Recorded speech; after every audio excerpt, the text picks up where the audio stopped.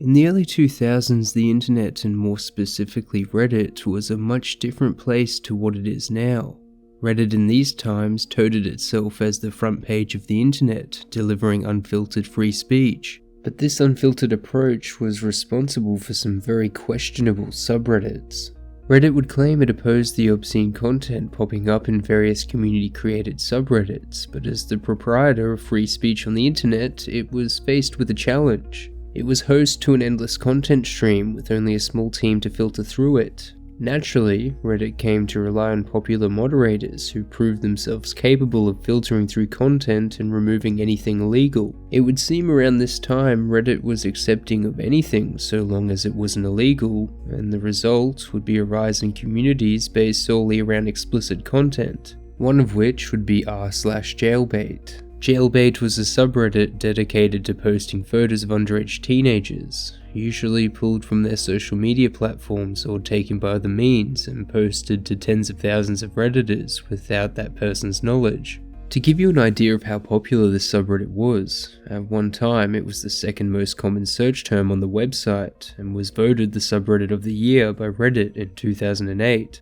But as disturbing as the subreddit itself is, what most average Reddit users, or normies, tend to overlook is the creator and moderators dedicated to keeping them afloat. Today we are going down the Reddit hole of user violentacrez, a once popular Reddit troll and moderator who was stripped of his anonymity and suffered real-world consequences for his internet activity. In 2007, violentacrez would join Reddit and quickly begin posting explicit content to the site. At first, Reddit staff weren't thrilled with his online behavior, but quickly found him to be a good moderator who often alerted them to illegal content he found on the website. This would result in violentacrez being left to his own devices on the explicit sides of Reddit, as he was alleviating the workload of Reddit staff. Over time, violentacrez would be involved in either creating or moderating some of the worst subreddits on the site. Here's just a few. violentacrez would later admit most of these subreddits were created with the intention of getting a reaction from people. However, he would admit the jailbait subreddit was one of personal interest. This personal interest would become so popular that Reddit admins would go as far as to gift violentacrez a purple pimp hat badge for his contributions to the subreddit. It was not only his subreddit, but also violentacrez himself who would grow in popularity. Over time, he would create a subreddit dedicated to himself, where he would post updates about his life and create his own logo, as well as shirts to go along with his brand. When you envision a person who operates these sorts of subreddits, you may think of some basement-dwelling incel, but violentacrez was a married man with a teenage son. His wife was active on Reddit, where she would go under the handle Not So Violentacrez. Though his wife's internet activity was much more wholesome, as she led subreddits relating to her disability. To give you an idea of their relationship, violentacrez would paint a picture of the two in bed, him posting porn, and her posting cute animal videos. Not only was his wife aware of his online behavior, but even his son would participate in an Ask Me Anything under the handle Spawn of VA, where he would talk about what it was like having violentacrez as his father. Things would seem to be going well for violentacrez, but as the jailbait subreddit grew, criticism of it would flood in. On September 30th, 2011, CNN news host Anderson Cooper would dedicate a segment to our jailbait, slamming Reddit for its support of a subreddit created to promote pictures of underage girls. While this would enlighten the broader public about what was occurring on Reddit, morals aside, the content was considered legal, and the segment only served to dramatically increase the subreddit's monthly traffic by 130,000. On October 11th, the subreddit would be eventually shut down after a user was offering to privately message naked pictures of a girl who had appeared on jailbait. Though it would be argued that this was not the actual reason for its shutdown, and just an excuse to escape negative media coverage. Despite the subreddit being deleted, there would be another set of crosshairs that had already aimed deeper into the subreddit, falling on its creator, violentacrez. On October 12th, 2011, Gawker employee Adrian Chen would post an article titled Unmasking Reddit's violentacrez, the biggest troll on the web. If violentacrez had wanted to protect his identity, he had done a bad job of it. Not only had he attended Reddit meetups, where people generally do not exchange their usernames, but he would also wear a shirt with his infamous Reddit zombie logo. This was all done under the misguided assumption he could trust those he revealed his identity to, and soon an anonymous friend would provide crucial information for Adrian Chen's article.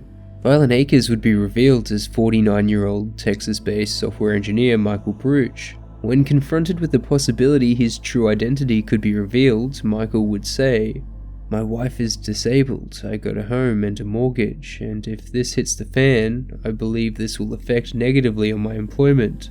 I do my job, go home, watch TV, and go on the internet. I just like riling people up in my spare time."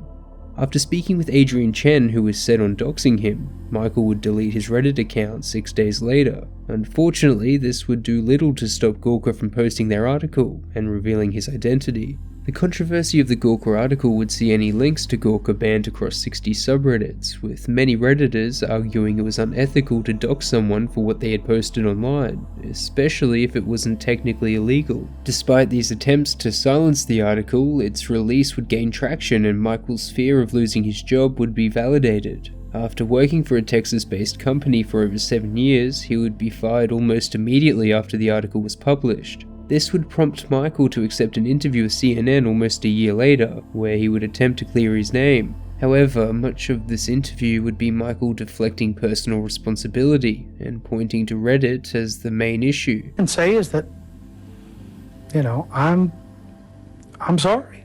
I have made mistakes. I understand that, Reddit encouraged and enabled this sort of behavior, and I shouldn't have been a part of it. He would also go a little further in depth on the joy he found in trolling. I came across images, I put them in these categories. There are hot button topics that you can make a comment about and just enrage people. And sadly for me, I enjoyed doing that. I liked going in and making people really mad over what amounted to meaningless things.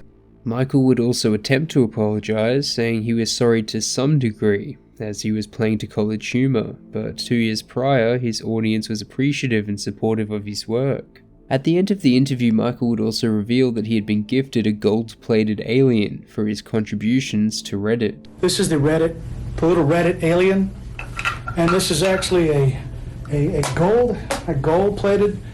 They only gave these out to people who had made significant contributions to the site.